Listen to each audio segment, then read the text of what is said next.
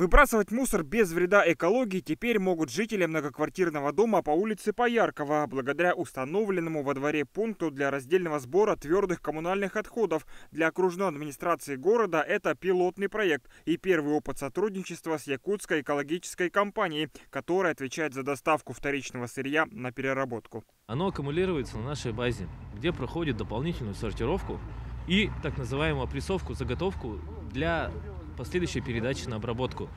К сожалению, в нашей республике не развита инфраструктура переработки, поэтому все вторичное сырье нам приходится отправлять в другие регионы. В частности, сейчас мы очень плотно работаем с Иркутском. Точка сбора принимает 3 вида вторсырья: картон, макулатуру, пластиковые бутылки и алюминиевые банки. Все это будет вывозиться на базу якутской экологической компании и далее отправляться на переработку. В ближайших планах установка еще 5 таких пунктов.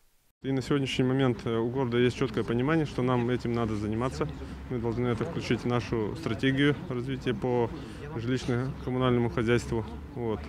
И в рамках этой политики был заключен договор с исправительной колонией номер 1. И буквально вот в течение небольшого срока они подготовили 6 пунктов. Вот. Это у нас сегодня первое по адресу Пояркова 17/2. Только на территории Якутска ежегодно образуется более 150 тысяч тонн отходов. Очевидно, что дальнейшее развитие этого направления позволило бы существенно снизить количество вывозимого мусора на городской полигон. Евгений Заборовский, Сергей Заборовский, Вести, Якутск.